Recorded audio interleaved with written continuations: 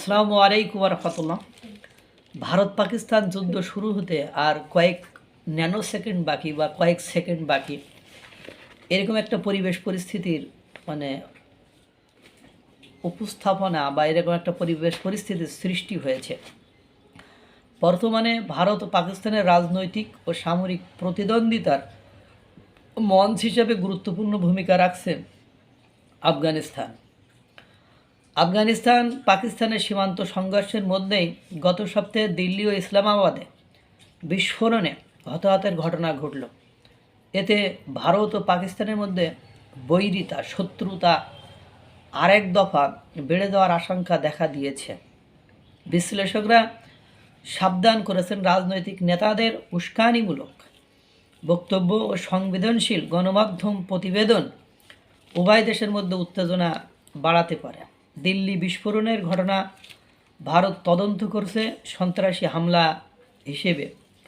তদন্তে নেতৃত্ব দিচ্ছে ন্যাশনাল ইনভেস্টিগেশন এজেন্সি NIA, যা সন্ত্রাসবাদ সম্পর্কিত মামলা তদন্ত করার জন্য দায়িত্বপ্রাপ্ত।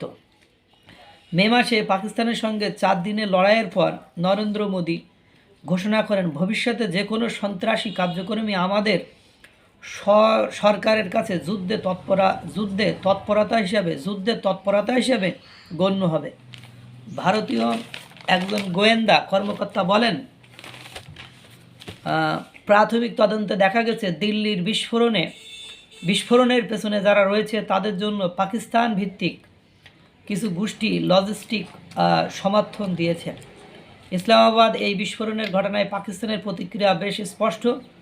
প্রধানমন্ত্রী শাহবাজ শরীফ সন্ত্রাসবাদীদের বিরুদ্ধে কঠোর ব্যবস্থা নেওয়ার প্রতিশ্রুতি দিয়ে ভারতকে দায়ী করেছেন, যদিও নিজের বক্তব্যের সপক্ষে কোনো তথ্য প্রমাণ তিনি দেননি বা তার সেই সক্ষমতা নেই, তার সেই যোগ্যতা হয়নি। পাকিস্তানের বিরুদ্ধে সন্ত্রাসী গোষ্ঠীগুলোকে ভারত সমর্থন দিচ্ছে, এরকম অভিযোগ তিনি বা তার সরকার বলেছে। ইসলামাবাদ এই অভিযোগ তুললেও তারা নয়াদিল্লির বিরুদ্ধে কিভাবে প্রতিশোধ নেবে তা এখনও পরিষ্কার করেনি। পাকিস্তানের অভ্যন্তরীণ নিরাপত্তা সংস্থার মতে তেহরিকে তালেবান পাকিস্তান অর্থাৎ TTP আফগান ভূখণ্ডে পুনরায় সক্রিয় হয়েছে। তারা অভিযোগ করছে সেখান থেকে এই গোষ্ঠী পাকিস্তানে হামলার পরিকল্পনা ও তৎপরতা চালাচ্ছে। আর পাকিস্তানের মাটিতে TTP সহ বিভিন্ন সন্ত্রাসী গোষ্ঠীর হামলায় আরেক প্রতিবেশী ভারত মদত দিচ্ছে বলেও অভিযোগ করেছে। অর্থাৎ পাকিস্তানের অভ্যন্তরে ঘটে যাওয়া সকল ঘটনার জন্য ইসলামাবাদ অর্থাৎ পাকিস্তানের সরকার শাহবাজ শরীফ এরা চোখ কান বুঝে কোনো প্রমাণাদি ছাড়াই ভারতকে দোষারোপ করছে।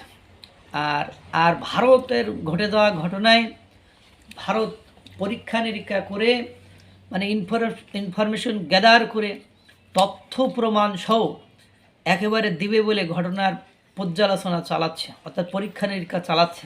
ভারতের সাথে সঙ্গত কারণেই এশিয়া মহাদেশের বা দক্ষিণ এশিয়া অঞ্চলের আপনার অন্যান্য দেশের সাথে পার্থক্য এখানে, যেখানে মুসলমান দেশগুলো অনুমানের উপর ভিত্তি করে ভারতকে একতরফাভাবে সকল দোষ চাপিয়ে দিতে চায়, উস্কানিমূলক বক্তব্য দেয়। সেখানে ভারত কোনো ঘটনা ঘটলে তার পরীক্ষা নিরীক্ষা, তার সব প্রমাণাদি জোগাড় করার পরে অ্যাকশানে যায়, যার ফলস্বরূপ অপারেশন সিঁদুর চালানোর পরেও ডোনাল্ড ট্রাম্পের কাছে তারা মাথা নত করেনি, তারা পিছপা হওয়ার জন্য প্রাথমিক পর্যায়ে রাজি হয়নি। এটাই হলো বাস্তবতা। যুদ্ধ হবে কোনো ফরম্যাটে, ভারতের সাথে পাকিস্তানের যুদ্ধ হবে, কিন্তু ভারত প্রমাণাদি জোগাড় করে ওই যে ইন্টারপোলে গিয়েছে, আন্তর্জাতিক আদালত, সব দিক থেকে কমপ্লিট করে এসে তারপরে অ্যাকশানে হয়তো বা যাবে। আর নিজের দেশের একের পর এক বিদ্রোহী গোষ্ঠী তৈরি করেছো, নিজের দেশে একের পর এক গোষ্ঠীকে নিষিদ্ধ করে তাদেরকে তুমি শত্রুতে পরিণত করেছো। তারা ঘটনা ঘটাইলে তেহরিকে লাভবাহিক পাকিস্তানকে সন্ত্রাসী সংগঠন বলে তুমি নিষিদ্ধ করেছো, তারা ঘটনা ঘটাইলে তুমি ভারতকে দোষ দিবা, এটা তো তোমার পাগলামি। কারণ তোমার হাতে কোনো প্রমাণাদি কখনোই কোনো কালেই তুমি দেখাতে পারো না। পাকিস্তানকে অপছন্দের একটা আমার অন্যতম কারণ তারা শুধু অভিযোগ আর অনুমানের উপর ভিত্তি করে কথা বলে। তাদের কাছ থেকে কোনো প্রমাণাদি কোনোভাবেই কোনো মতেই কোনো সময় পাওয়া যায় না।